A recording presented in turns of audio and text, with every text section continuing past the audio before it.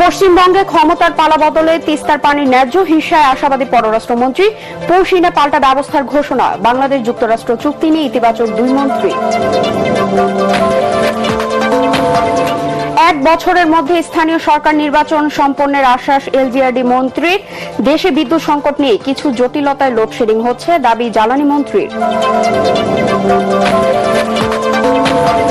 হামে শিশু মৃত্যুর ঘটনা তদন্ত করবে সরকার, জানালেন তথ্য উপদেষ্টা। হাওড়ায় ক্ষতিগ্রস্ত কৃষকদের অনুদানের প্রতিশ্রুতি। সুনামগঞ্জে নগদ সহায়তা দিয়ে 3 মন্ত্রী।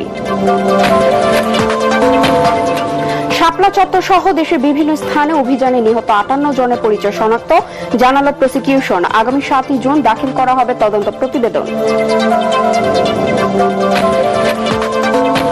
অসুস্থতা দারিদ্র্যের প্রধান কারণ। স্বাস্থ্যসেবায় 72% ব্যয় বহন করছে সাধারণ মানুষ। কুর্মিটোলা জেনারেল হাসপাতালের মতবিনিময় সভায় ডাক্তার জুবাইদা রহমান।